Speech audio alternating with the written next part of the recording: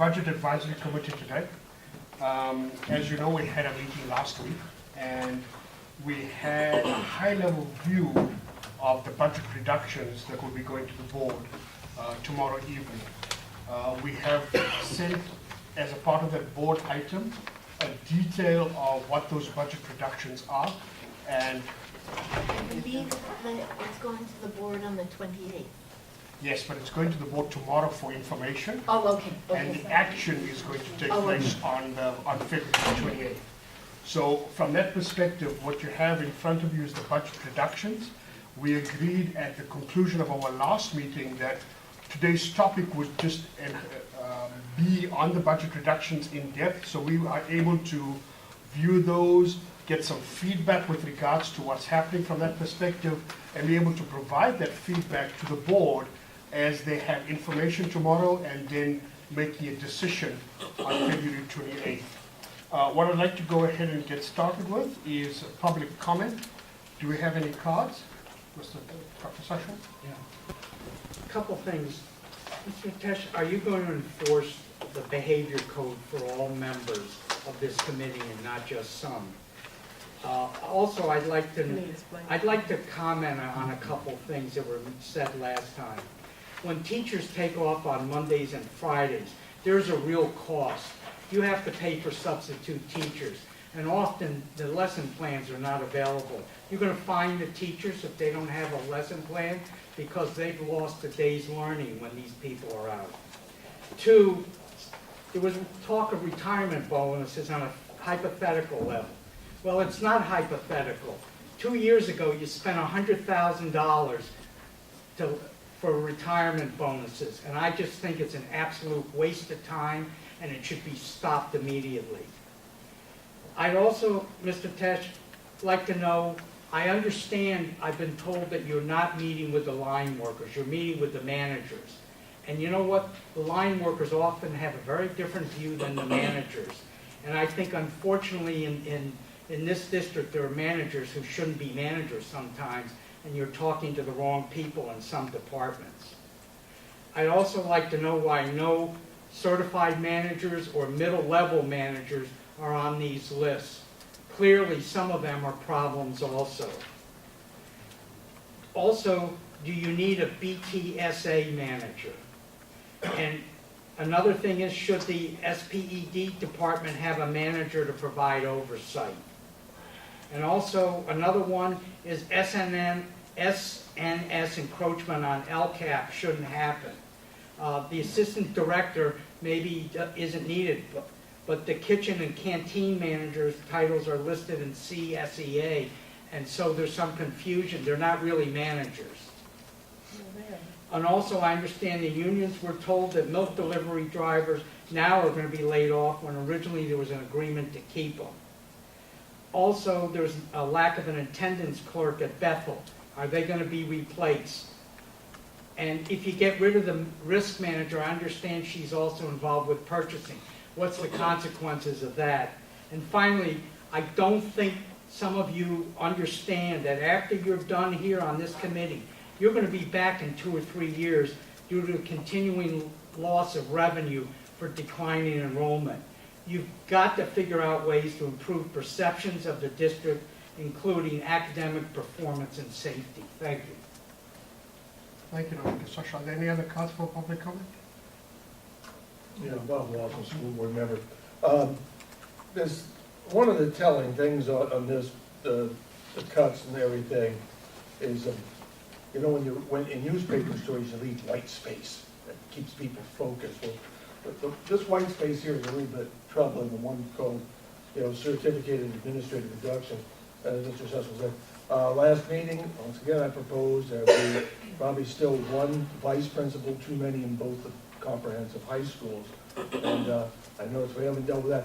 As the public sees this, that's another thing too. Public perception is a key thing we have to deal with, besides the nuts and bolts of who's going to be working and who isn't. And that's sort of a telling item right there. That we're going to continue to be top heavy in administration in the high schools, and those are the things that people see. So that was my only suggestion. Last time I did mention anything about a principal apiece from Vallejo High and Bethel. That would still leave them with 3 vice principals and a principal. Plus all of these people have fallback rights. Thank you. Jill Valenzuela, I work in the payroll department. A question that I have is for the payroll technician and accounting technician. It says Excuse me, I reorganization. can't hear you, so if you could come forward, Sure. thank you. I'm Jill. I work in the payroll department, Jill Okay. Valenzuela. For the payroll technician and accounting technician positions, it says reorganization. There's a couple others that say reorganization as well. I'm just wondering, is there a clear picture of what the reorganization will look like? Do we know what that is, or is it something in question still? I'm just trying to, specifically from my department, trying to figure out what that will look like. Because it doesn't say reduction, so where will that person be reorganized to, or how will that look? So, Okay, my name is Belinda Lawson. I also work with Jillian. She's in payroll, and I'm in the accounting techs department. Last time I spoke and asked for the accounting tech and payroll tech to be taken off. I'm asking for that again until we get the FICMAT report. We can go out in the 3rd round if that's what the FICMAT report justifies. But there's a lot, you don't want to say a lot, but there's a lot of tasks that are still not being done. And we're understaffed to a degree, and we're needing to catch up on some stuff. And payroll already sent out their letter showing you how much revenue they bring in by having all of them. So I'm just asking that FICMAT, we wait for the FICMAT report. We're spending $15,000 for that, and we still don't know what they're going to say about how they thought we should be reorganized. My name is Tiffany Jones. I am an academic support provider at Beverly Hills, and I actually have a question regarding the special education cuts. And I want to kind of lift up some things, especially somebody coming from the site. I already have a resource specialist and a para that works with her that is at my site only 2 days a week. Their current caseload is overloaded because she is split between the charter school and my school, as well as my speech therapist and my school psychologist.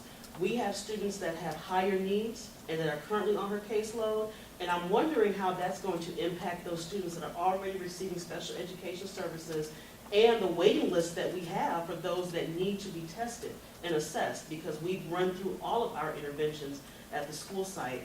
And so that's just my question, because again, as I'm looking at kids that are on the waiting list to be assessed, and I'm looking at these budget cuts, I'm trying to figure out what's going to happen in that department.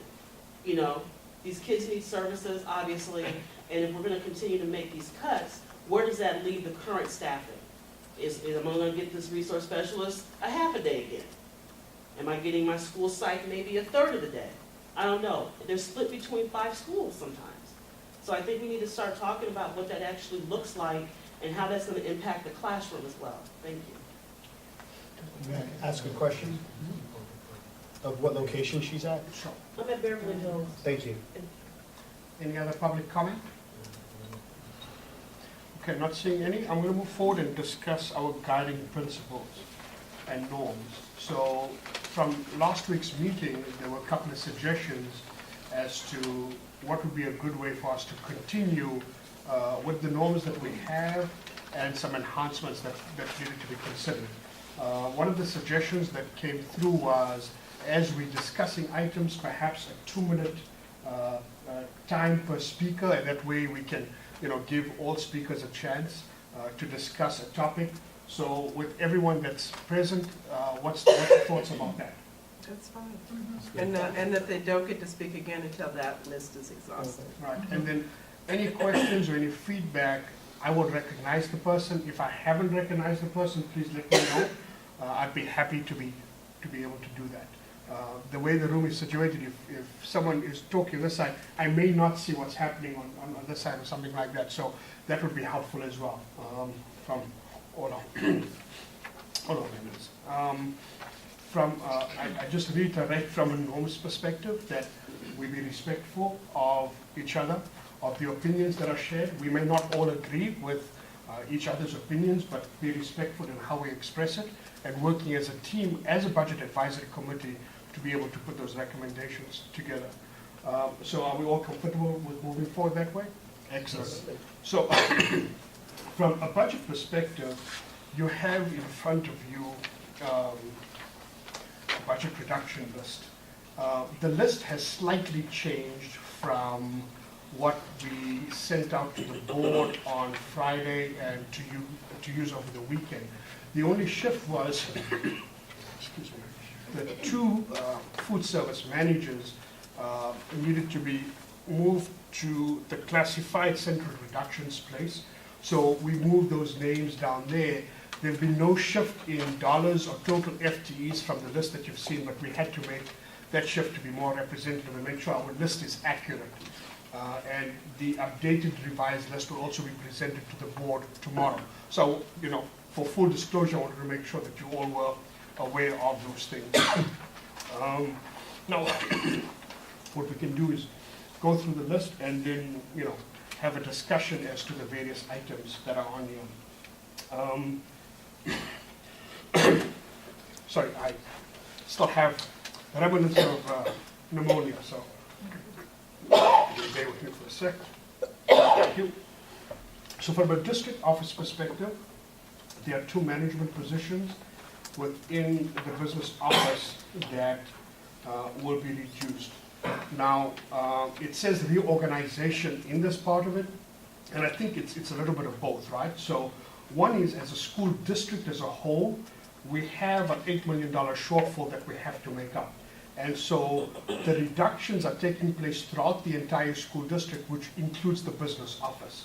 Now, in terms from a reorganization perspective, the duties and responsibilities still need to continue. So whether it's risk management, whether it's procurement, whether it's different accounting functions that would still need to take place, those functions still need to occur. And what we need to do within the business office is reorganize how those duties and functions occur. There is a FICPAT report coming out. That report is estimated to come to us at the end of February. We will take that report into consideration and determine what further reorganization we need to have with our current budget reductions and whatever else they're proposing from a realignment perspective, you know, what needs to occur from reorganization. So I think it's a little bit of both, in the sense that, yes, we have to reduce because across the school district we have the $8 million shortfall and we're reducing throughout the entire district. The second piece is from reorganization that will come through as we reallocate responsibilities and determine how those functions will have to occur as we continue. And so I'd say later on down the line we have two other business positions such as the payroll technician and accounting technician, and also says reorganization. Those same comments would apply there as well. And I welcome further discussions with individual people or within this group as well as to how we can best do that. Then moving through to, sorry, you know what, let me pause there. From that section there, are there any questions? Yes, ma'am. My question is about the risk managers.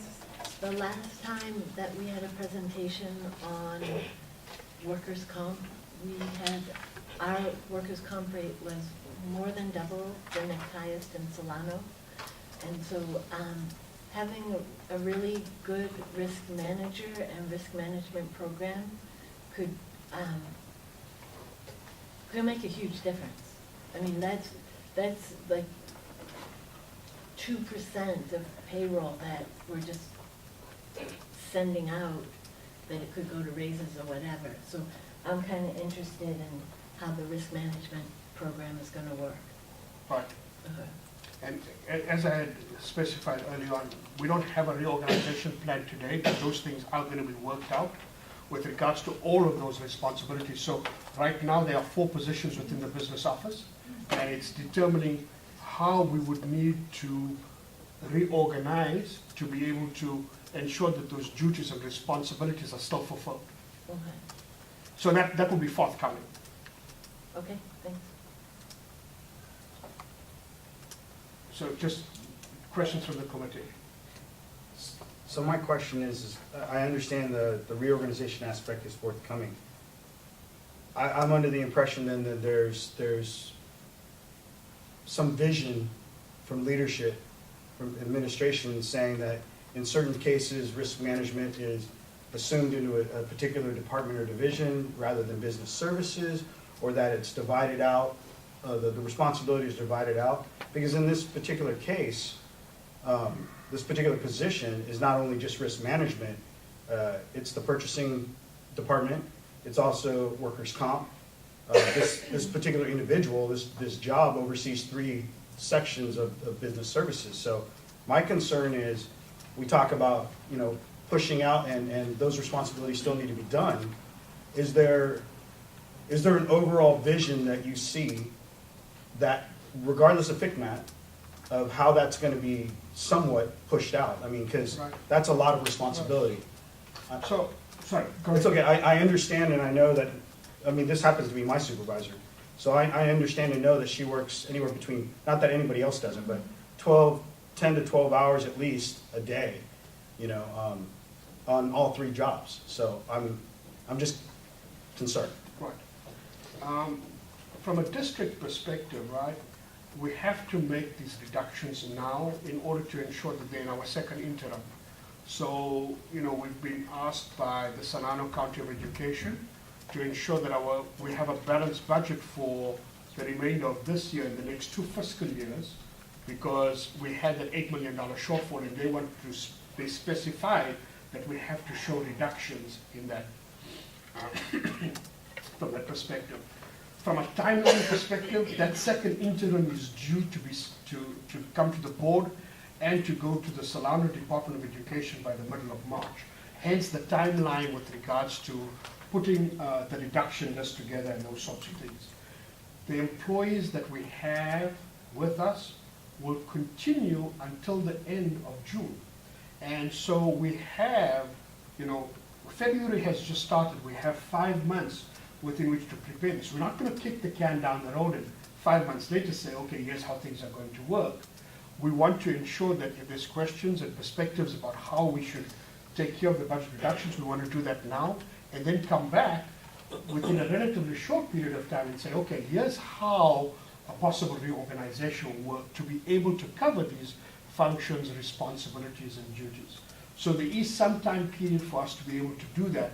We're certainly not going to do that at the very end. We want to do that immediately after this is approved, so we can figure out, okay, here's the complete impact of all the changes that have been approved. Okay, now let's figure out what does that mean for us.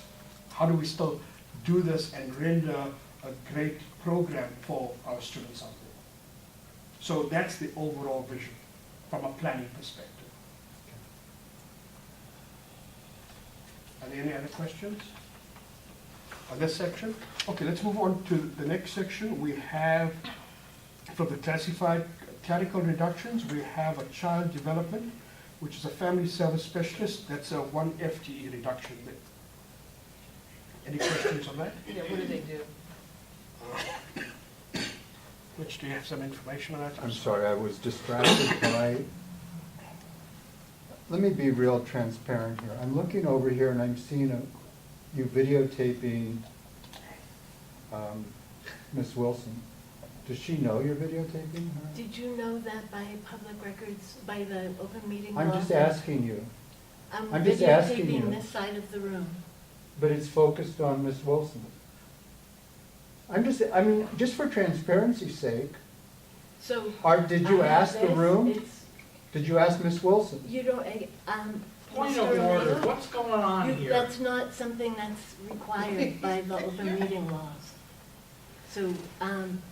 So I'm sorry it distracts you. There's a question on the floor that you're supposed to answer. I'm going to ask that I not be videotaped. I just- In an Unless the open whole, meeting. unless the whole room is going to be. I'm actually spreading around, this camera's doing like this, getting everybody's comments I can. I only have 2 cameras in here. I would have done a 3rd camera over there as well. This is plugged into the wall, close to a No, wall socket. I get that. I mean, it's clearly obvious, which is fine. And it's obvious, and that's great. And I get public records and all of that, and this is an open meeting. I get that. But I'm not sure, Chairperson, if I were to do this and not acknowledge it, if that would be the way that this meeting should be operating. So the question was simply, was it acknowledged? That's all. So that we all know So what's we all know occurring. now, I think we can move on. I don't know if we're all comfortable So- with what so- you're doing. Okay, so That's let's, something the chair has to, I think, make a Okay. decision. I think Mitch makes a very valid point. Mhm. Point of order, as a citizen here. You're not in this meeting. Well, You're not in this meeting because He's public got a comment legal is now right to closed. be here. I have a First Amendment right to be here, if you can You challenge the can be here, but you Constitution. can't be in our okay, meeting. I can record. You can I can record, I'm record. not saying that. no, let's come back to some semblance of order, right? Minutia people. So, from a perspective of this committee as a whole, I'm understanding there's some objections from the recording. Is it from just recording part of the room, or is it from the camera perspective? Camera perspective, I'm fine. Okay? So it's the individual recording. Is it possible that we could ask you to turn that off? You can ask me, and I can respectfully decline to do so, because it is it is the open meeting law. If we want to stop and call an attorney, we can do that now. So why wouldn't I the have a camera then question. face you? I have a Okay, question. let's, one person at a time, and I'm going to be calling upon. If we went into an executive session with this meeting, can this recording continue? So this is an advisory committee, right?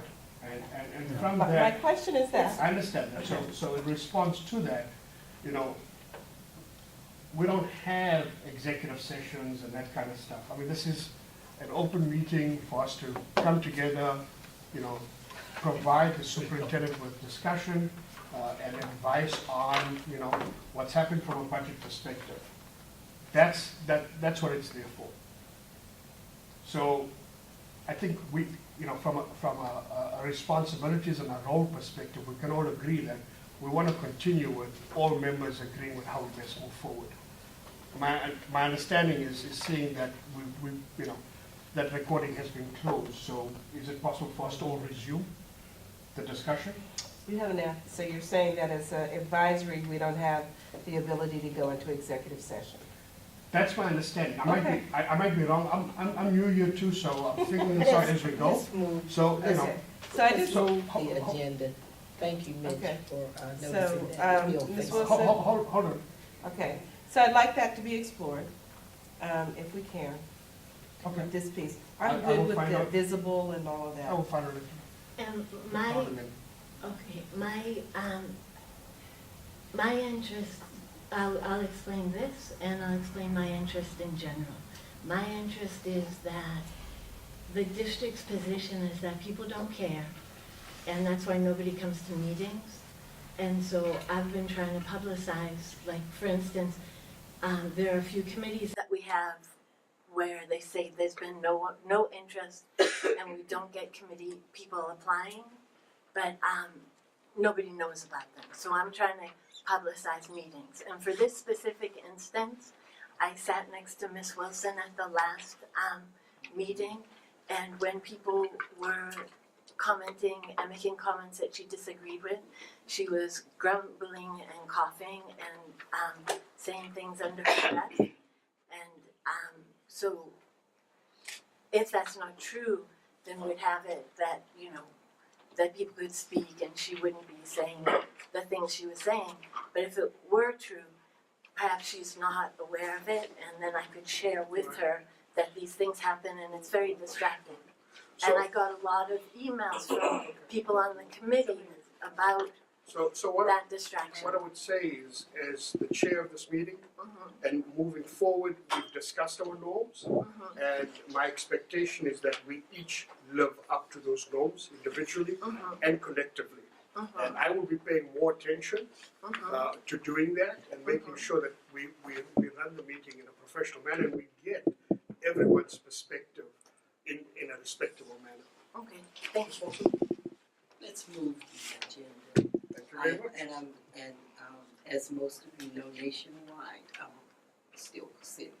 Coughing is going on nationwide. It isn't, I don't reserve the right to be the only one coughing. And I'm not even going to speak that loud today because of it. And it's okay. Thank you. It's okay. Are there any questions with regards to this specific position? Yes, I have one other question. Public comment is now closed, correct? Yes. So when the public is trying to be a part of this conversation, is that appropriate? That's why I restricted my comments to members of the group Okay. in the budget And if you advisory could committee. remind the audience that we're now in session and no more yelling out from them. We are in session, and this is a meeting of the budget advisory committee. Thank you. So, from a comment perspective on the special education reduction here, or sorry, the family services reduction, are there any comments or questions with regards to that? Yeah, what does that person do? As far as I know, this is one of 3 clerical positions in the department. So do they have any interaction with the families that they serve, or are they just clerical? I can't answer that question. Okay. I just don't have an answer. So what we'll do is we'll get an answer to that question, With your job descriptions, that would be helpful. and we'll send it to all BAC members. Okay, thank you. So with all these job descriptions, just so I understand the process, did you, like, who in the district actually went and said, okay, is this a performance-based job cut, or is it purely just, we gotta get $8 million done? It is purely from a fiscal perspective. This is no reflection on performance or anything like that. The district is in a deep financial crisis, a structural deficit, and action has to be taken to balance the budget. So, okay, so my question, and this has been on my mind since the very beginning when we were handed these lists, way back. To me, one of the problems is that there are no overarching plans so there's no way to see how all these pieces fit together. And the special ed report that we just got, I highlighted whenever it said lack of processes and procedures and lack of training. And that's one of the huge issues is that, some things work really well at some sites, but they don't work, there's no consistency. So we're being handed this, and without knowing how it all fits together, it's hard to make any informed kind of like suggestions or whatever. And it's just very difficult for me to understand. So here was my question. So we'll do this, we'll tell the county, see, here's your $8 million worth of cuts. And then we're immediately gonna start creating a plan to focus our resources on like core instructional programs and personnel, and then supporting them. Are we gonna do that? So let me answer that from a slightly different perspective, right? And I think those are conversations that we'd have with the superintendent and the full board as a whole. Right now, it's, hey, from a timeline perspective and from a need perspective, we have to balance this budget. Yes, I understand. And then coming back from it, saying, okay, once the board approves, it goes through and says, okay, here's exactly what we're going to do. Then it's turning on saying, okay, what's the plan? What's the plan to be able to move this district forward with all these reductions that have taken place? So those things have to come back as a plan. Okay, here's what we're going to do here, here's how we're going to do this. And once we have a final approved list, we'll be able to do that. The list that you have in front of you, from an FTE perspective, you will see just towards the 3/4 of the way down the page, it says there are total of 28.08 FTEs for a total of $1.5 million, right?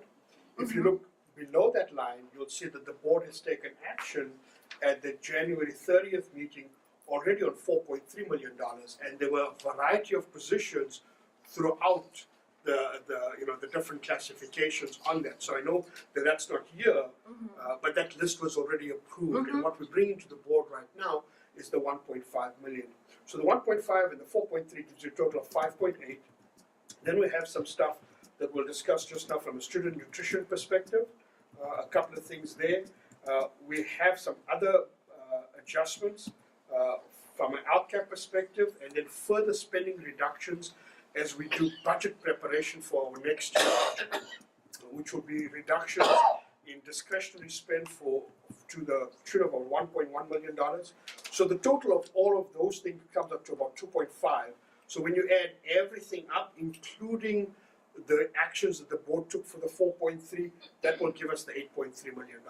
So once we get approval on all of the stuff, then we'll go ahead and say, okay, let's figure out what the plan is, depending on what's approved. And that's how we're going to move forward. There's a question here? Yeah, more a comment than a question. First, the question going back to this child development person. I started out as a child development teacher, and my mom was in that program too. And we had 5 sites in the district that operated through, for the whole district. And they had a head teacher, they had clerks and all of that, and what their job was very clear.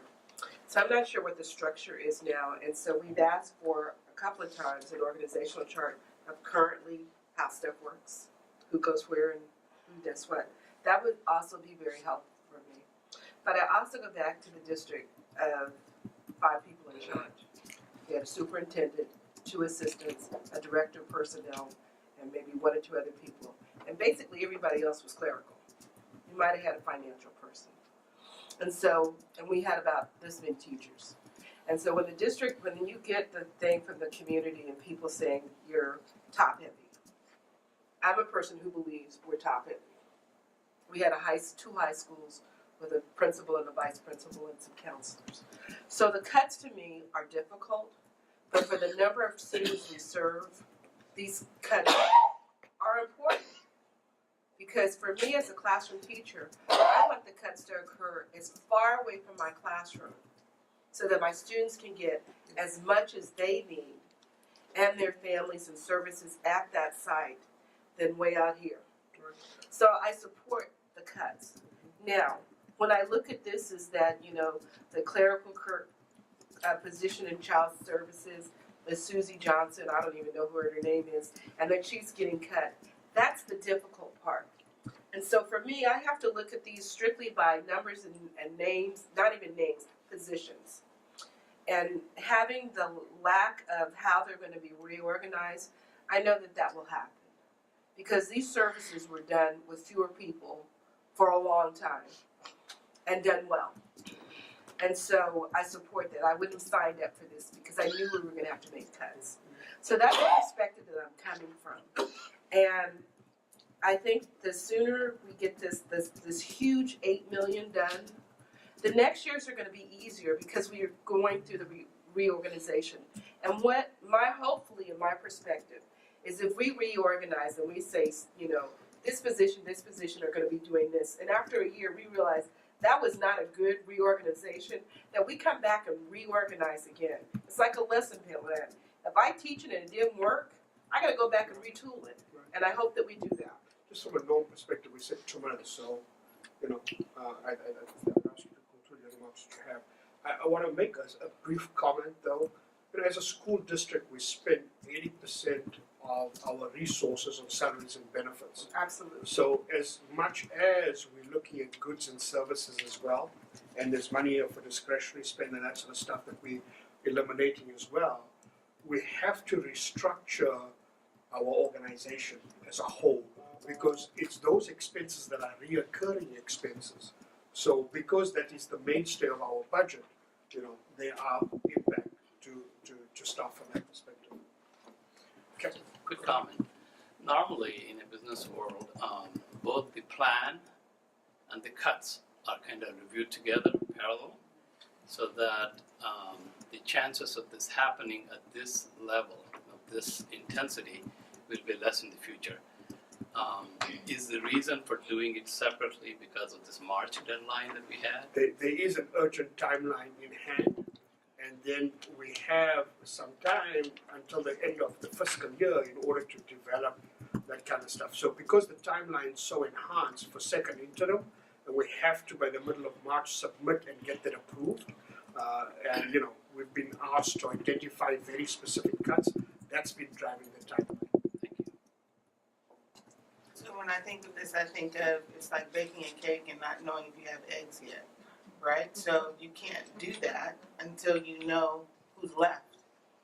Would that be a fair example? You can't start mixing stuff until you've gone to the refrigerator. It's knowing and what, you have eggs. so in a. Well, you don't have enough money for the ingredients right now.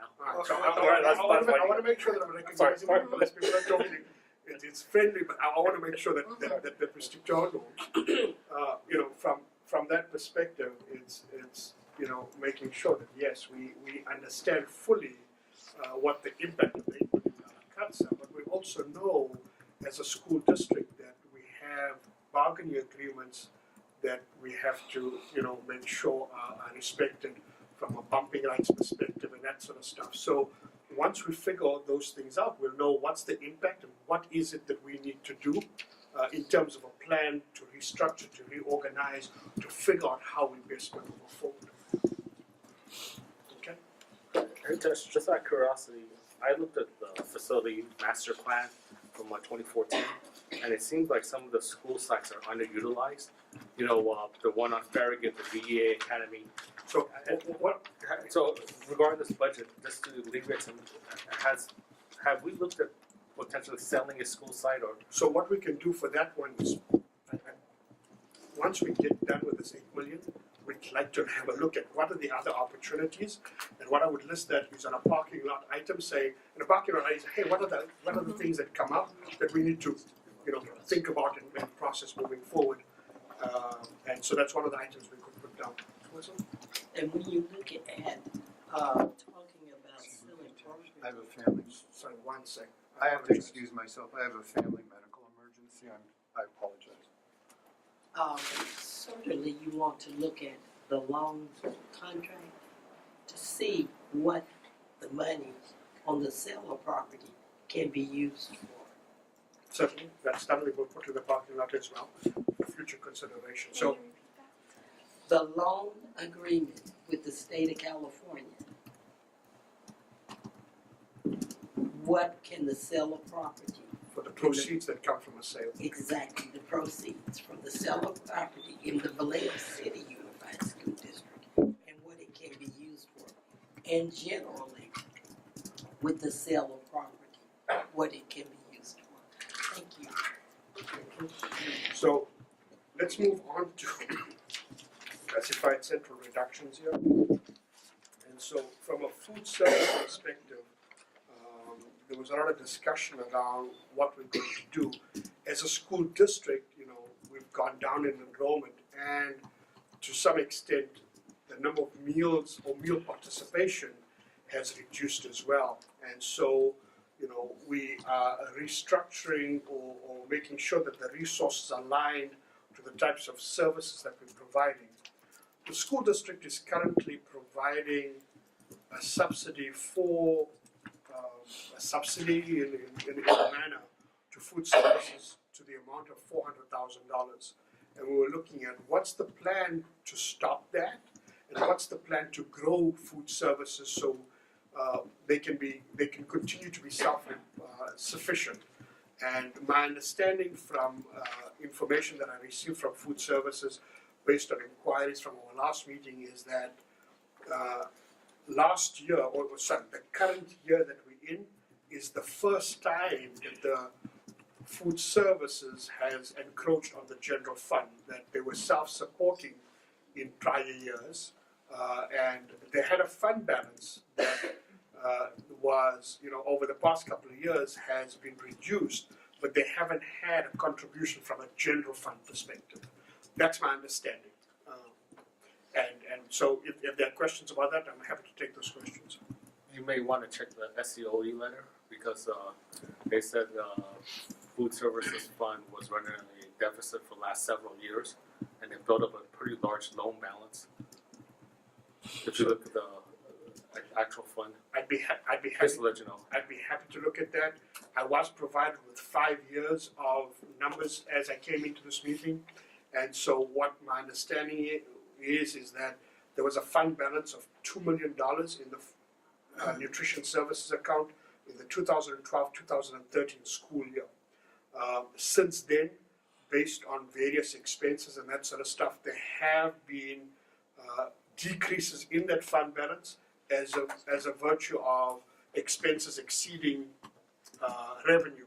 But there was not a reduction or contribution from the general fund to offset those things. They were reducing down their fund balance. So those are things that we're going to work on to firstly work in a cash positive manner, so we can feed kids and then work within that without taking money from the general fund. And the other thing is to build back, our food service fund, so we can start improving things from a food service perspective as well. I have a question. This canteen operator, so there's one FTE, is that then brought back as a reorg to an 8.8 position? I'm going to ask for some support. It's like a helpline kind of thing. Terry, if you can help me for a second for that answer. Yes, the reduction in the canteen, elimination of the canteen operator position. I got a cold. My ears are plugged, I'm so sorry. if you can come forward, that would be very I helpful. apologize. The elimination of the canteen operator position, if you look under the reorganization, we'll be reinstating higher level position of canteen manager. So I think the answer to your question is yes. So the canteen operator is gone, but now we're going to bring back a manager. A canteen manager, because So, follow up. How are they different? okay, so the reason for that, and I'd like to add here just, there is a plan in place for the reorganization and the structure of our work in our department. I have one and it has been submitted. And within that plan, what is included is that at that particular site, the kitchen manager has been recommended to be eliminated, kitchen manager. So I don't want to get into Okay. the specifics Got of at So- a site-specific level. Movement, But from a reorganization perspective, we are moving away from an operator position to a manager position. It's a 1 FTE, and the manager position is coming back, but only at a 0.87 FTE, not as a full-time FTE. So could you explain that? yes, so the kitchen manager position will be removed from that site, eliminated from that site. We're bringing back a canteen manager since that it will be a standalone site, and based upon the enrollment and meal participation at that site, we're bringing it back at the 7-hour FTE, or 7 hours. So they would just operate a canteen at that site Correct, and it would be a and no serving site, cafeteria? not a production site. Got it. Okay, Yes. thank you. That was very helpful. Pending approval and negotiations, this is just the Yes. I the understand. plan. Yes. Go ahead, ma'am. How many of these positions are vacant currently? From a food service perspective, in this specific section here, that we talked about, Did she say for food service or both? for food For service, both. for both. And ask Gigi for, Okay, so for the child development teacher positions, I believe we have 7 vacancies. Where is she? So for the child development, I know there were questions about the CDC, the teachers. No, this is, we're on food services or business. Oh, you are all the way up, you haven't gotten down. Okay, No. then I'll sit down. so but from a food service perspective, the question was, how many vacancies? I think there are 4 total positions within our plan that are vacant. So total. And they're 4 currently total vacant. FTE Okay, thank you. Okay. positions, sorry. Are there any other questions from a classified centralized reduction perspective? So I just quickly added up the numbers in this particular area. And for the reduction or reorganized positions, it's approximately 306,800. With the reinstallation of the 0.875, it employee, it would make 248,261.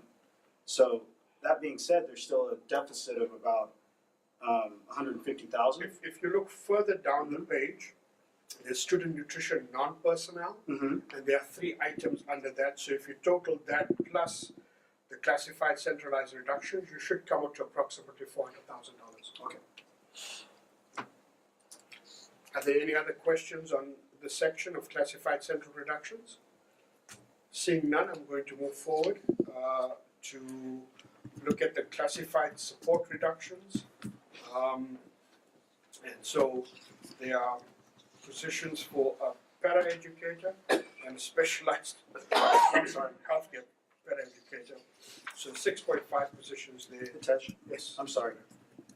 The payroll technician, the accounting technician, I'm sorry, we were discussing student nutrition, I apologize. We skipped right over those two. Right.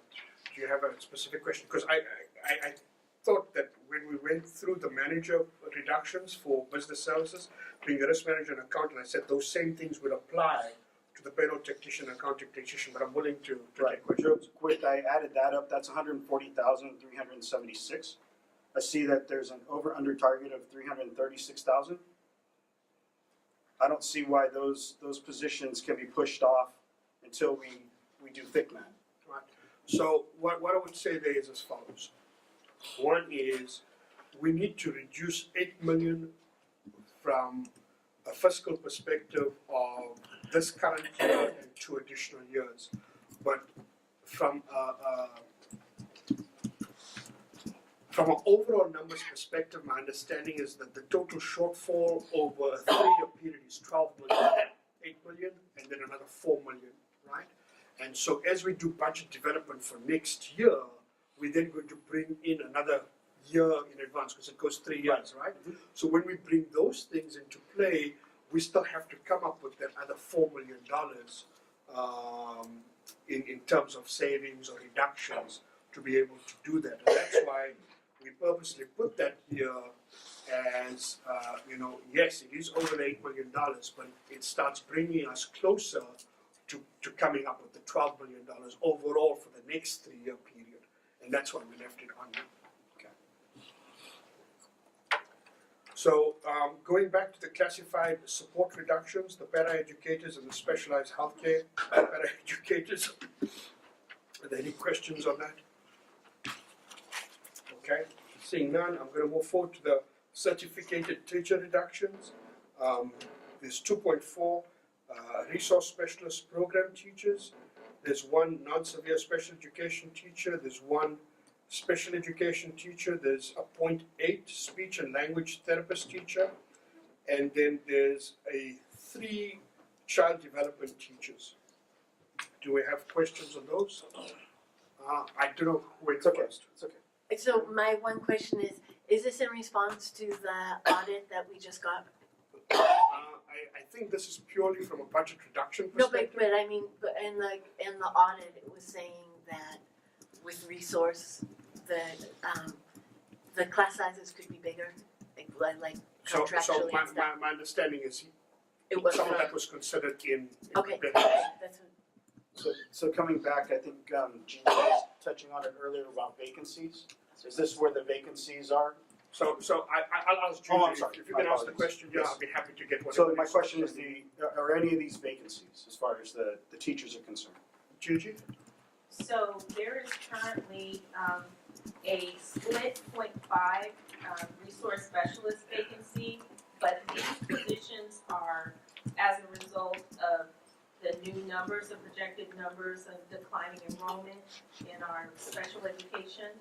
So any FTE for certificated is all driven by projections and enrollment. So these decisions are, yes, we're trying to make fiscally sound decisions, but we also are looking at the fact that we don't have the same number of students that would necessitate having these FTE for some of our certificated positions. So, for example, for child development, we do have quite a few child development vacancies.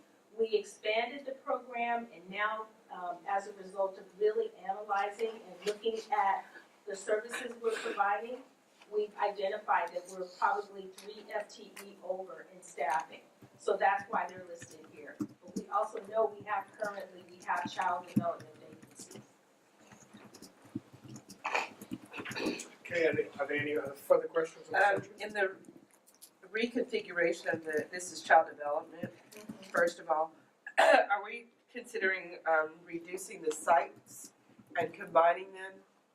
So we're exploring all aspects, even as we speak, we're still reviewing our child development program because we know it is also one of our programs that encroaches on our budget.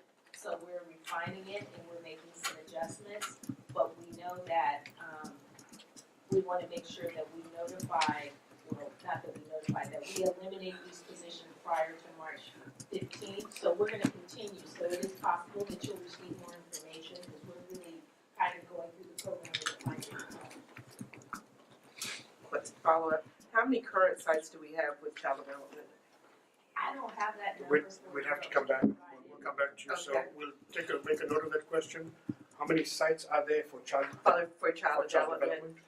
And follow up, is that a combined program of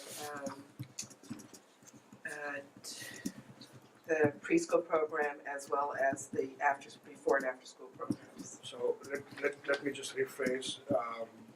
You want to know how many sites we have the child development at, and is it combined between preschool and before and after school? And before and after school programs. Do you have that? We'll get that answer and we'll provide all BAC. Because it may be a different program that's in place now.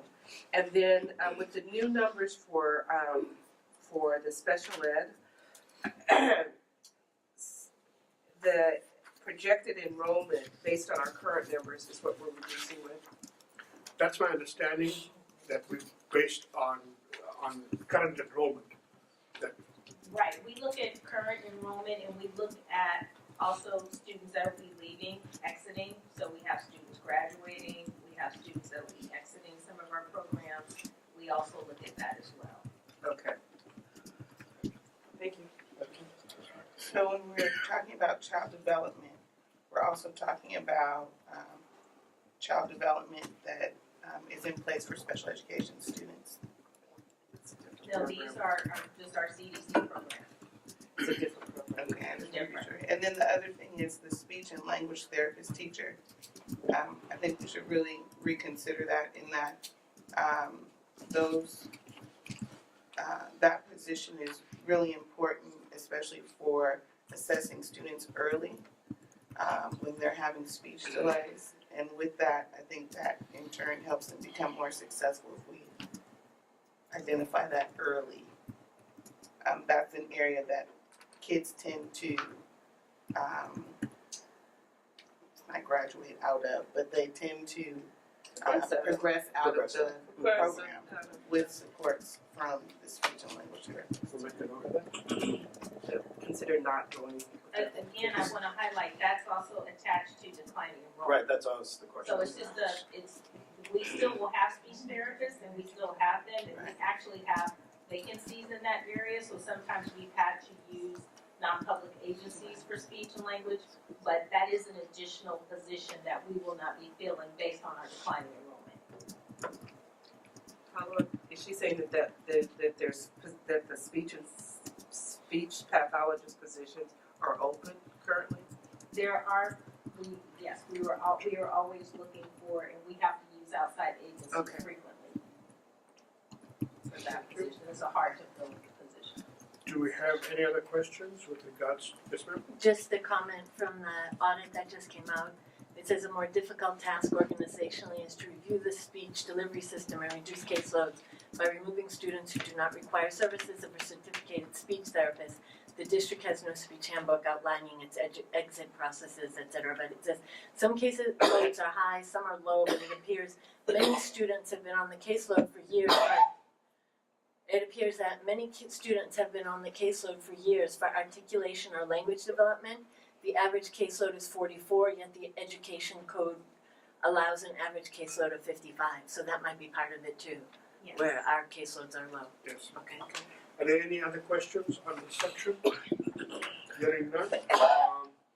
So that would bring the total personnel reduction, as I said, to 28.08 employees with, from a total budget perspective, a $1.5 million reduction there. As I was saying earlier on, the board's already taken action in all these categories before, and thank you for all your input from a BAC perspective as well. Excuse me. To the tune of 4.3 million, which brings the total personnel reductions to $5.8 million.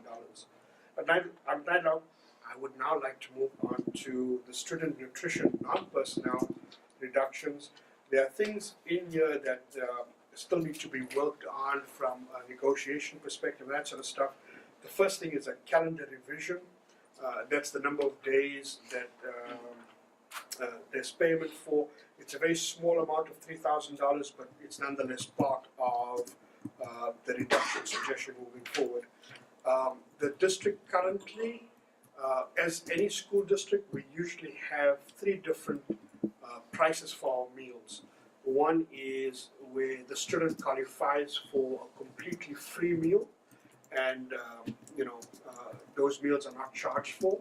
The other one is where there's a reduced fee meal, and Kerry, correct me if I'm wrong, it's about 40 cents? 30 cents for breakfast, 30 cents. 40 cents for lunch, and it's the same across all grade levels. So it's about 30 cents for breakfast, 40 cents for lunch, and that reduced price fee has not been charged. The district made a decision a couple of years ago that we're not going to charge those fees.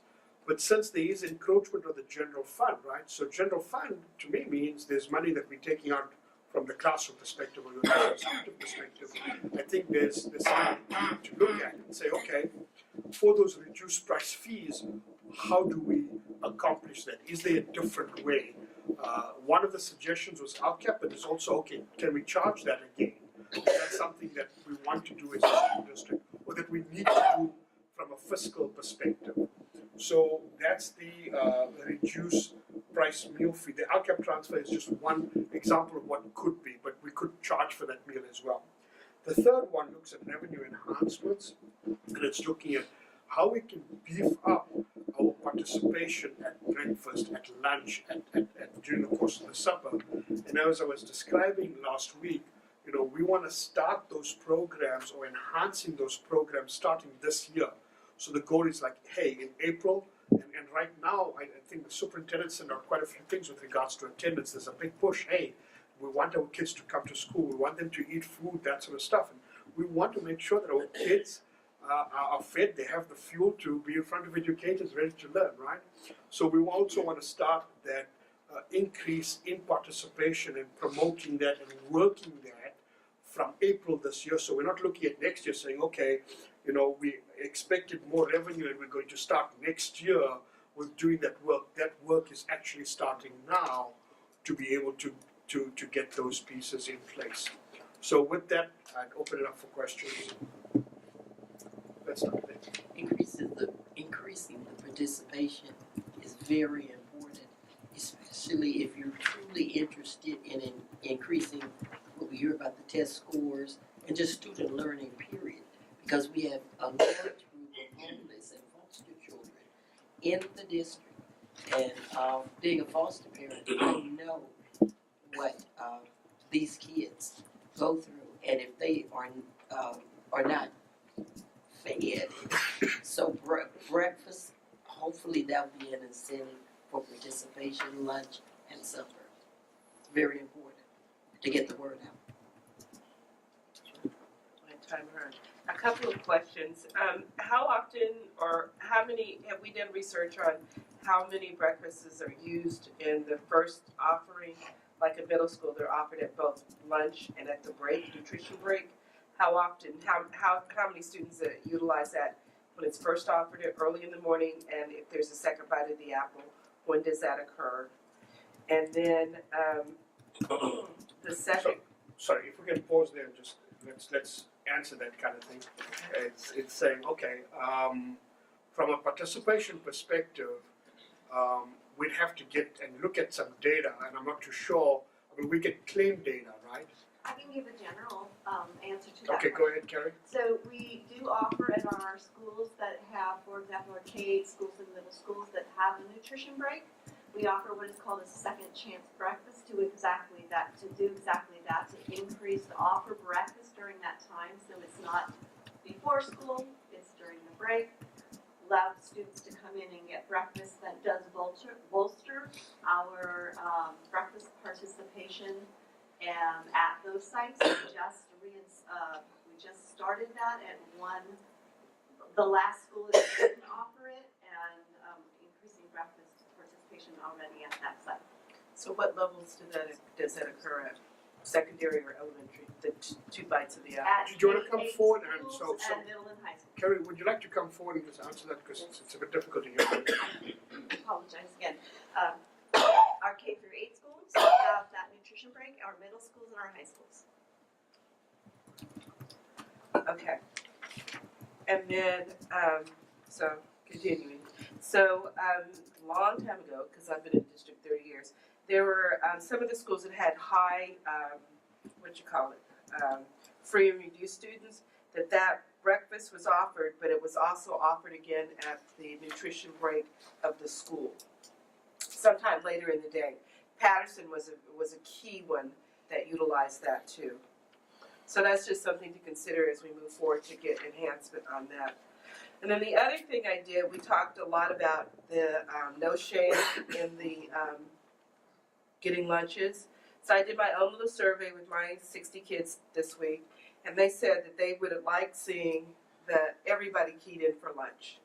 So the free and reduced, and even kids that were paying, that they would have money on the books and everybody keyed in to get lunches, and they felt like more kids would participate. So that's cool. That's something to consider. Okay. The other, I got 30 seconds. So, I put my timer on. And then the other thing they talked about were things that they really liked and things that they would never touch.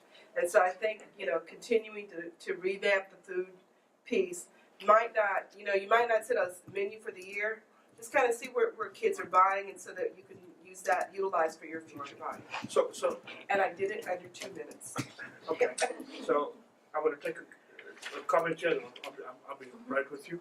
But before that, I just want to say one thing. As we work on increasing our participation, I go back to our meeting last week, right? And there was discussion about customers and providing customer service, right? We want to make sure that kids eat our food. We have customers, and we want to make sure that they're eating our food and they're fueled up and ready to learn. So we'll be taking a more proactive stance and asking for assistance, from our members, from our unions, from our student body, and our community with regards to, okay, how can we bolster participation? How can we not only do it, but sustain it as well? So those are things that we welcome and things that we'll be working on as we look at implementation in April. So, two things.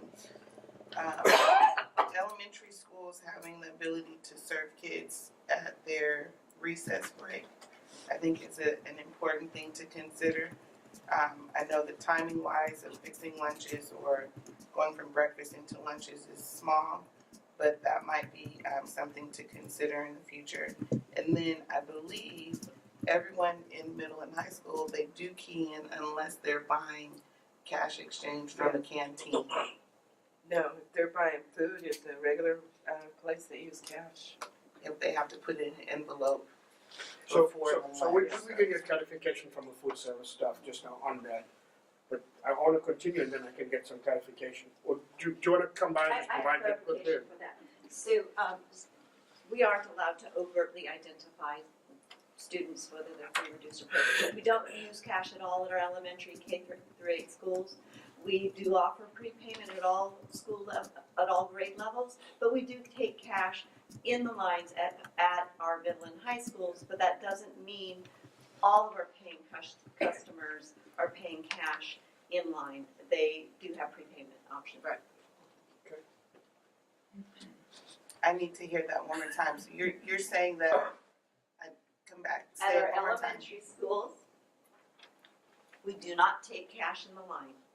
At So- our so- middle so- and high so, schools, hold we on. offer the option. If we don't take cash in the line at elementary schools, it means that people prepay Correct. and utilizing the card system or whatever, if they are fully paid. If they are free or reduced, We don't even need a card, a PIN pad number, anything, we just press the name on the computer. okay, so that's how we do it in elementary. Does that answer your question? There's also where kids put money in, can put money in an envelope that is done prior to service. Before school and or parents can pay online. Correct. Yes, Okay, yes. and then for high For schools or middle middle and high schools? schools, we offer the same exact service, but we do allow middle school and high school students to pay in line if they don't have any money on their account. But many of our students at that grade level do have money on an account.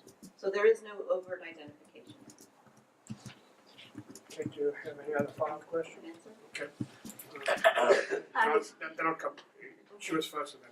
I will- So I was just gonna say that the whole customer service thing would be awesome, because people keep sending me pictures of garbage cans filled with healthy food, completely wrapped in full milk containers.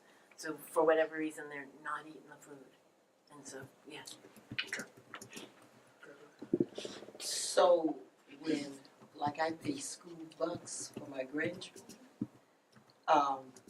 let's say that, what happens to a student whose school bucks are exhausted? Do they still get to eat? Right, so I'm gonna start and then Kerry, please feel free. Why don't you just come ahead and stand in, you know I'm gonna call upon you. So, I'm gonna address both things. let me start by saying this, that most of our students are eligible for free and reduced meals. Our percentage is 72%. Yes. So we have a 72% free and reduced meal ratio. For the students that are fully paid, that are putting money into the school bucks account, if that money runs out, we provide 3 meals, whilst they're busy putting that money into that account. 3 meal charges. Three meal charges. So, they can go into the rate per se for up to 3 meals. And we still have a solution after that, but in that time, so kids, number one, are still eating. Okay, That's they're still eating, and number two, we are making sure that we're collecting payment somehow and informing families and that kind of stuff. So, and you do a good job of sending the notice when one is low. And you do have time to make the payment. So you as a grandparent, because you're using My School Bucks, you can also set up auto pay. So you don't even have to get notification, and then the account will never be depleted. So set up auto pay. All 4 of them? Yes. All 5 of them. it's an option. It's an option. Okay. Yes. And I did provide an extensive answer on food waste that I would love for you to forward to Marianne Kearney-Brand. So that will address your question. if I can pause for a second, would the members like to hear about that? Because I think there were 2 or 3 members from VAC that said, hey, listen, there's some food going to waste. Perhaps we'd like to hear what's happening with that. To do by memory. Okay, so we have, and then please So still read if my you document. can slow down slightly. Thank you. You've given everyone 2 minutes. I'm trying to. No, you're not Okay. subject to that. So we have we have in place to reduce food waste what is called offer versus serve. Students do not have to take all of the components of the meal. They have to take 3 of the 5 components. 5 components are protein, grain, vegetable, fruit, and milk. So students and our staff are trained that when they go through the lunch line, they have to take 3 of the 5, and it could be any 3 components, but the regulations state that one of those components has to be a fruit or a vegetable. So at the end of the line, so we have that in place, and then at the end of the line, we have at many of our schools. Can I pause you for 1 second? Yes, you can. So all the money that we get for food services, I know we're contributing $400,000 from the general fund. The $6 million that comes in from food services comes from the USDA. Right. And they have very stringent requirements on how we get funded for those reimbursements for our kids. So we have to do offer versus serve. the students are offered certain things and have to take depending on what the rules and regulations are. But it's very important that we do that because that's what the restrictions are from the money they send over. That's what they want to have happen. I'm going to let her finish and then I'll be happy to take questions. Right, in fact, I'll correct you if you don't mind, Hitesh. We are required to do offer versus serve at middle and high schools, but not at elementary, but we do it at elementary. And we do it to provide better choices for the students and to reduce waste. We don't want students to select things that they don't want to eat. But yes, you're absolutely correct. Our meals have to be what is called reimbursable to qualify for the federal and state funding that we receive. And our staff is trained on that. It's 3 of the 5 components. And so at the end of the line, if the student doesn't want to eat something that they've had to select to qualify for the reimbursable meal, they can put it on what is called a share table. We have share table at many of our schools, but not at all of our schools, and Irene and I are going to be working on making sure that gets implemented at all of the schools. The share table, there are certain things that we are allowed to recycle and put back into meal service, but before that happens, it also allows other students who might want an additional serving of something to go to the share table and consume those items. So, Hitesh, my understanding is that, and Carrie, correct me if I'm wrong, I've spoken to other CBOs that the federal reimbursement rate is not 100%. It's around 92, 93% in terms of what we get reimbursed from the USDA and the feds. Now, I don't know if that's true or not. That's what other CBOs Now, there's a very specific rate for every free meal and reduced meal and paid meal that we serve. So we provide that information, and the rate is a flat rate. There have been years, which maybe this is what you were referring to, that the Department of Education runs out of money at the end of the year. It's only happened twice, probably in the past 10 years, and you don't receive all of the reimbursement. They lower it at the end of the school year. So for every school year, do you get reimbursed 100% on the dollar in terms of your food costs? There's a specific rate that they give us. Yes, so think of it as, hey, I've had a meal today.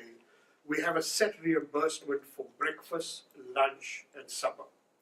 And so for free students, we get a certain percentage. For reduced, we get a certain percentage. For fully paid, we get a certain percentage as well, although we're getting money for that. So, there is a component from the USDA that's standardized throughout the United States whereby they reimburse us for those things. Now, the question could be, do those costs fully cover all of our food costs and all of our employee costs and that kind of stuff? I think that's where a question could come up. And what I would say to that is we've had varying cost changes over the past couple of years depending on different requirements, depending on our bargaining agreements and what labor rates have been increased, what minimum wage has been increased, the cost of fruit and vegetables, depending on the seasonality of certain items and that sort of stuff. So we're always looking at our revenue that we receive from the USDA and constantly looking at our meal costs, our food costs, our production costs, and our personnel costs. And what you'll see reflected soon is we have done an excellent job so far this school year reducing our food costs. And when the numbers will be presented at some time in the future, and that you will see that that is the case. Thank you. Any other questions with regards to student nutrition, non-personnel? Yes, ma'am. Carrie, If you can refer your questions, Jen. what happens if a child is in the district and they leave the district and there's a credit balance on their school bucks account? They qualify for school free and reduced lunch, but maybe the foster parent instead went school bucks. We refund the money. How long does it take? Okay, how long does it take? And then, just from a budget perspective, that's the question. So I'll allow that one. And then Because the reason I'm asking is because perhaps the parent, rather than refunding the money, perhaps the parent will want to donate the money to the program. that's certainly something we can take into consideration. But for what Carrie said, we do try and refund the money. Any other questions with regards to student nutrition services? And an enhancement possibility. I used to work in student nutrition, and part of my position was observing and checking out the vendors and the foodstuffs and this, that, and the other. I was exposed to that under their leadership. And I don't know, as we talk about incentives, we talk about LCAP, we talk about involving the children in the process. If maybe as an attendance incentive, if they've got perfect attendance, they're able to attend the midway at one of the SNS, vendors goings-ons, whatever you want to call it, and they get to observe and see the food as it's presented by the vendor. Maybe it's a field trip for them, and they get to select potentially menu items that they would choose, and you can involve different age groups, and different grade levels. And again, an attendance incentive or good behavior incentive, whatever the case may be, using LCAP funds to field that field trip, and do it in that constructive way so they're involved in their school. I think from an incentive perspective, we're definitely looking at those kinds of things across the school district, both in terms of attendance and increasing our revenue. So we're at the initial stages of doing that and figuring out, okay, what should those incentives be and how can they be funded, from different perspectives as well. Whilst we're still trying to balance our budget as well. So, they do impact each other, but that is certainly what we're looking at from an incentive perspective. I just want to Sorry, do you have any other questions? Okay. I want to tag on to his incentive is if you eat your reduced lunch or your free lunch so many times, you get to go on the field trip to make better selection. So we want kids to come to school on time. We want them to come to school every day, and we want them to eat the food so that they're fueled to learn. We want that. And so how do we get that to happen? How do we work together to ensure that those kinds of things Just different things bring kids to school. I mean, I was a kid that wanted to be there with my friends because I was a cheerleader and a pom-pom girl and an athlete. So I went to school every day so I could continue to do those things. So I do want to bring this up, but since Yeah. you went there for a second in Memphis when we done this, in one single year we improved, and it's a big district, we fed 120,000 meals a day. We improved participation by $10 million in 1 year. And in terms of incentives, we had the Memphis Grizzlies come out there. We had some of the cheerleaders. We had, some of the superstars per se come and encourage students to come to school on time, to eat breakfast, lunch, dinner, that sort of stuff. To get good nutrition, those kinds of things. So I like it. those are certainly incentives that we'll be looking at. Breakfast with Cece. From Vallejo, what can we do here? What can work here? I look forward to working with you guys. Breakfast with CJ Anderson. Alright, Cece. okay, I'm gonna move on. I want to add one small thing in response to what you had said earlier. We are involving our students in our menu selections, and at Vallejo High School, we have a meeting set up with the student leadership. We did one last month at Bethel, where we presented them with a number of new items. We went over the entire menu with them and said, what do you like, what do you not like? They presented them with new choices, and they made the choices for what they'd like to see on our menu. We'll be integrating those into the menu. We have more work to do with them so that they can become our advocate for our program and help us increase that participation and get their fellow students to want to come and eat, especially because they're a part of it. Thank you, Carrie. If I could just add, elementary school kids have a different taste than middle and high school. And we have a different menu. So just keep them in barbecue sauce and wine. Thank you.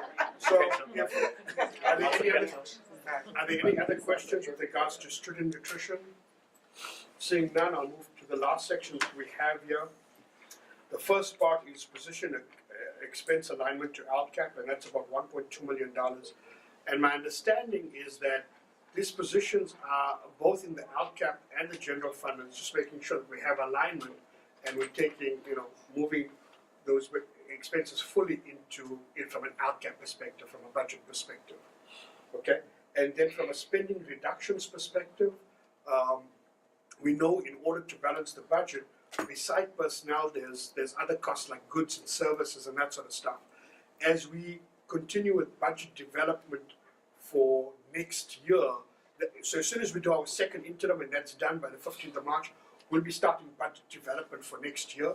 And that's where we'll be able to say, okay, this $1.1 million, we need to be able to reduce in our purchases of goods and services, because we've already taken the employee side of it. We have to look at goods and services and what that impacts. So those are the last two on here. With that, I'll take questions. Can we find out what part of LCAP funding, whatever the index is, that this would fall under? Sure, we can do that. We'll get that information to you. Just quickly, what items contributed to the 1.1 million in the spending reductions? So we haven't done that yet. It's just a number you That's a number saying, okay, in order to get to the 8 million, we've taken out all this money from personnel. And as I said, there's 80% of our entire budget is salaries and benefits. We have to now get to the other percentage and say, look, we've reduced personnel, we have to reduce our spend. And these are areas that we need to look at to further reduce our spend. So is it safe to assume that 1.1 million is roughly the 20% of the corresponding 80%? I wouldn't give or take. I wouldn't quite equate that. I mean, so if you look at the 8 million, one could say, hey, it roughly equates that per se. Because I'm saying, like, why don't you make it 2 million or 3 million and then overcome the next year's So those are certain things we're going to look at and will be part of the future budget meetings as we discuss things. So what we want to do is let's get the 8 million, let's sort that out, right? Then we start budget development for next year. And I'd love to hear ideas, and there have been ideas already suggested with regards to how do we improve revenue? What expenses can we cut? What can we stop doing? Because we don't need to do it anymore, or it's not yielding any benefit. So we can realize those savings. Those are the types of conversations that we want to have as we move forward as a budget advisory committee. So we want to get this work done from a timeline perspective, because that's what's been tasked for us to be able to do. Once we've done this, we want to move forward with those kinds of discussions. Okay. Let me go here and I'm going to come. So Pritesh, just like with the special audit, special education audit, it identifies, there's a lack of plan and procedures, it's not efficient, right? Caseloads are underutilized or whatever. One of the areas I think that I've been harping on this for the last 2 years is technology. This district spends a ton of money on technology, and there is really no solid plan. In fact, there wasn't a plan until I gave them Fairfield's plan to copy. And even Cleo Cheney admitted they hadn't done a technology audit in 8 years. So, buying 1,950 iPads for 1,500 high school students, even if you have 100 teachers, where's the other 350 iPads? Stuff like that. I think you're not allocating resources properly. So let's put that, parking lot as well. So as we go through, we'll be discussing the technology. I think there were also other ideas, and I don't want to bring up everything. What I'm saying is we are listening, right? And there's things already in place that we've asked people to start doing. We just haven't brought all those things forward because we're looking at this age. So there were discussions with regards to, pay slips. Why do we mail pay slips? Why do we incur the cost of that postage? Can we go to online, complete pay advices, and could we have direct deposits for everybody? And the first day I came in the district, I will tell you, and you can ask the payroll manager, those exact questions are asked right up front, and we've already started collecting information in that regard. But there's those ideas, there's other ideas as well. We want to bring those forward, right? So we don't have to continue looking at how do we cut the school district? No, it's like how do we get more efficient and effective at how we do things so we can benefit our kids and utilize the limited resources we have as wisely as possible. Two questions. Can we have the information of what the in declining enrollment, what that trend has looked like in the last 3 to 5? Certainly. And then for those parents that do come back to our district, what brings them back? Have we started doing So that one might be a little bit more difficult because that's a little bit more anecdotal, right? It's not somewhere you go to and you get that information. So let's talk a little bit more about that. That could be in the parking lot. But from the enrollment perspective, I have asked for information. IT has sent me information with regards to what the trends are. I need to look at that, but I'll be happy to bring that forward to our next meeting. Yes, sir? So I just got a couple of notes here that I was asked to bring up. So one is, I know in the beginning someone mentioned about a BITSA manager, and I'm not bird dogging any particular positions or anything. I'm coming back to what our board asked us to do, and that's kind of pushed down from the top. And so I'm just asking, has the BITSA manager position been observed as needed, or is that too close to the kids? You know, I'd put that in the parking lot and say it hasn't been part of what we've considered. right. And then on top of that, the VPs at the high school level, you know, having too many or too less, or whatever the case would be, has that not been considered because of the fact that it impacts the kids? There were some considerations with regards to VPs, I think, in the prior budget thing for the 4.3 million that was approved by the board. Okay, that's what I thought too. And then, so as far as top down, and I'm just trying to get visibility on this. Hypothetically, let's say there's 100 top in the district, and then you have 500, 1,000, folks at the bottom. Are we setting at a certain number, or are we looking at a dollar figure? And I know you mentioned the 8 million, right? We have to get to our deadline. I get that. But people are asking, are they looking at positions and there's a dollar figure attached to that position, so that's what we're going for? Or is it, again, from that visibility of the reorg, how are these positions being selected other than the dollar figure? So I'd go back and say that, and Gigi, please feel free to step in just now.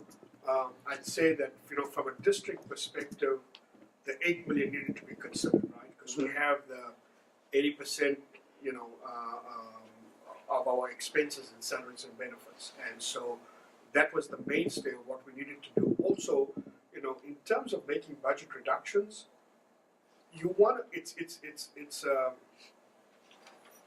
it's a structural deficit in the sense that if you make reductions like in discretionary costs, right? Those reductions don't move forward to the next year. They are one-time reduction. So we wanted to make sure that the reductions we make are permanent, so we don't have these things reoccurring in the following year. As a result of that, we had to look at salaries and benefits as a whole and say, okay, based on the $8 million we need to cut, here's what needs to happen. So there's no specific number that we're looking at. We're just saying, here's the 8 million, here's what we need to consider.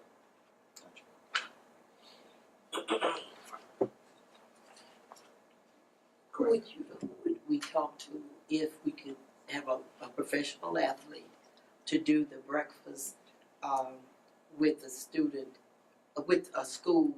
Maybe the incentive would be the school's attendance rises, and then a date specific in September or November that we could get the athlete. It would be no cost. Who would I talk to? If you know any athletes, please let us know. I do. She knows several. To be able to take that and or other suggestions and incentives that we can put in place. So we will definitely take that as a parking lot item and work through that. Go ahead. Another parking lot item.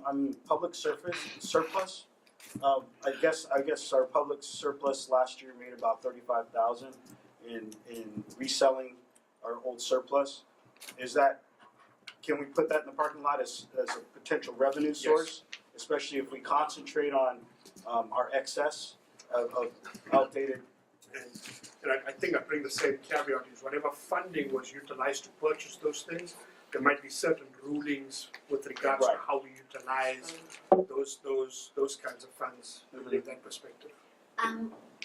For parking lot also, the SCS tutoring, we spend a lot like on Sylvan and other outside organizations, and it might be like to look at maybe delivering those services in a more effective way, perhaps extra service agreements for teachers who might be doing that anyways, that they'd be able to get paid for doing that and have it be a more organized with the classroom teacher thing. My daughter's school was a Title I school, and they did that, and they went from being a 1 with a 1 to being a 5 with an 8.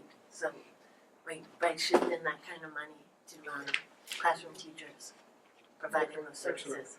So coming back to these budget reductions here, do we have any other questions with this?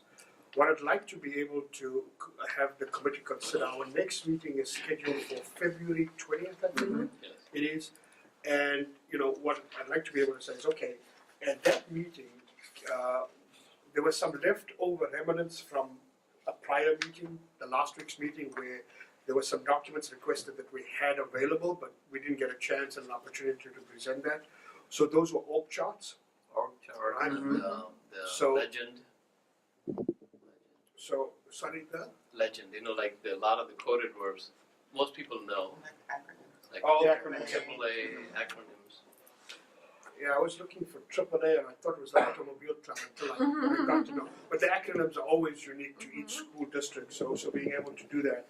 And so at the next meeting, what I would propose, and then, you give me some feedback, is we'd bring the org charts, we'd bring the legends, and what I'd like to be able to do at that meeting is have an open forum for the BAC members, and let's start suggesting topics that we need to start looking at broadly, and then go through an exercise where we prioritize those things and say, here's what we're going to tackle, in terms of a timeline. And that's what I would propose for our next BAC meeting.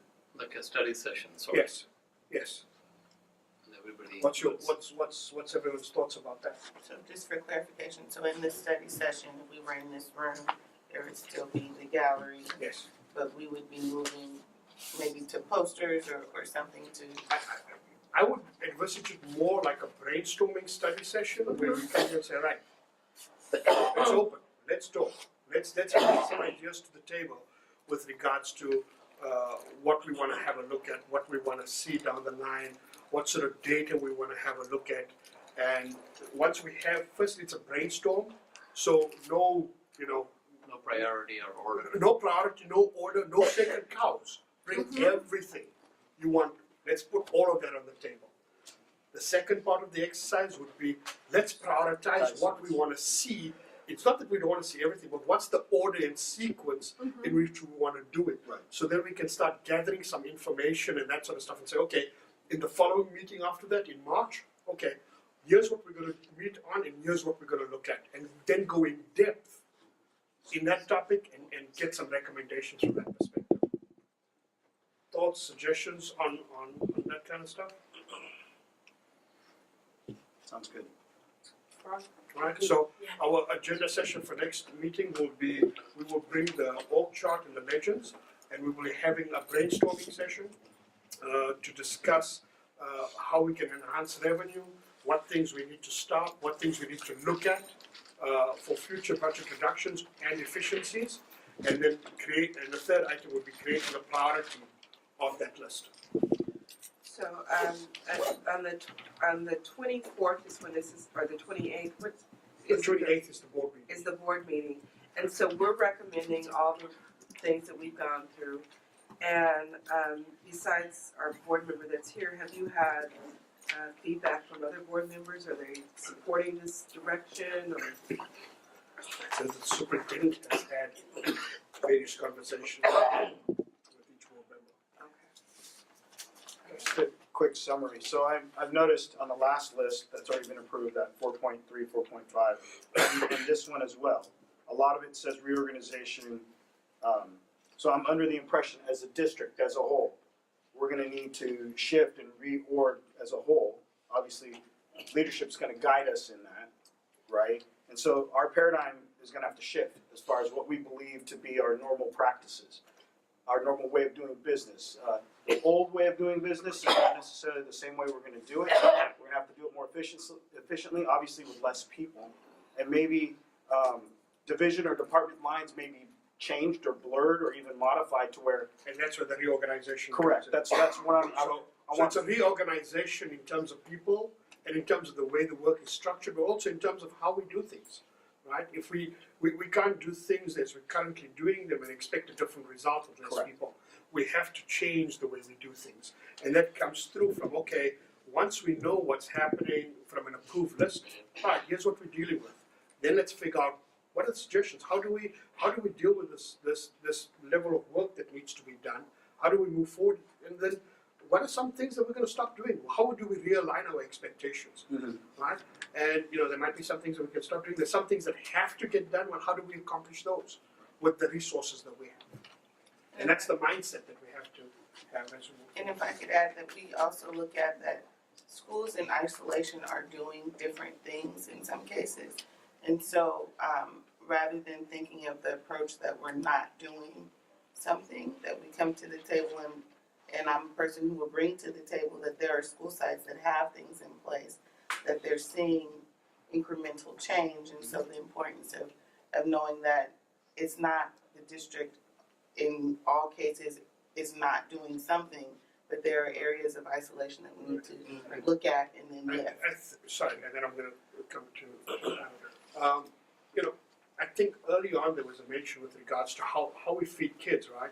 And so elementary kids have different taste buds than what middle and high school kids per se, and there's different menus and that sort of stuff. It's like, here's some menus, you know, and say, you know, there's some things that you could do in this circumstance, and some things that you can do in this. So there's some choices around what we have to do that are applicable and targeted to get maximum effect for our kids. You know, I'm going to use the C word, charter schools, right? I never been to a charter school in my life, so last week after meeting with some of the district managers, I said, you know what, I pulled into MIT charter school, and I said, what do you guys do differently, you know, because you're, you know, just, it may behoove everybody just to go see. I know there's some differences, but you may be able to share best practices. You know, LA County Unified School District is now like 35-40% charter. I'm not saying that, you know, you have to follow their model, but they might be, you know, it's like GM and Toyota, right? GM factory workers never went into a Toyota factory worker to see how Toyota was making their cars. You know, it may behoove this budget committee on your own or whatever. Just go take a look and see. You know, maybe you could see what they're doing different, or you know, learn something. You never know. I didn't know what a charter school was until I walked in there. We put on the parking lot that we can bring up as well. So then we should look at that if we're talking about charter schools. We should look at schools in other districts if that was what we're going to do. I just want to say from a technical perspective, we're already 10 minutes over, so if there's any last comments, I'll be taking just a few and then we're going to close for today. I know that the teachers have a March 15th date. Does CSEA or any of the other unions have deadline dates? Gigi? They do. So they're going to be going right behind the certificated, so it will be to meet, I believe it's an April 29th deadline. For non-certificate? Yes. And the certificate that includes and admins too must have the March 15th? So certificated managers and classified managers will also receive notice at the same time.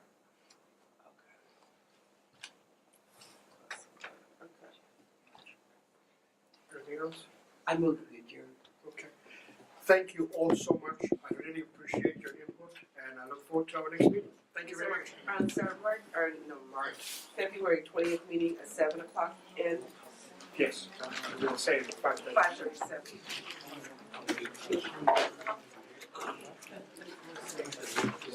Yeah, well, I was allowed to remove Mrs. Natasha, I had a question. Mr. Martin, you want to get to your favorite too. This was about the VA program they have in Vallejo and Academy. How is that being done now? I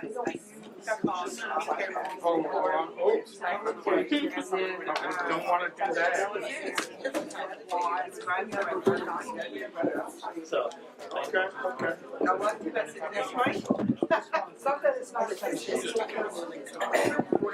Like they have to use their money. So I actually spoke with. And then the sites, but I used to be an after-school coordinator, so let me just say this. Not all principals allow you to use their computer lab. Not all, they don't allow you to use certain parts of the thing. So that's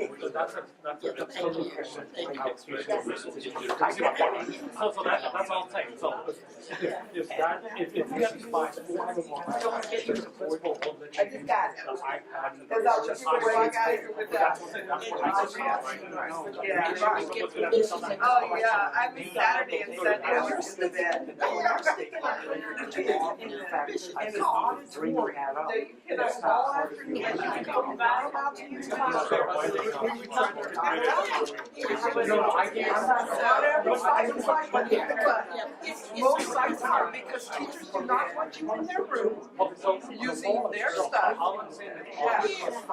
But I'm just saying it's because it's not because there's stuff sitting in a closet. That's not the case. Yes, it is. This is something. You can afford just after school program is just. Just because you have to understand this too.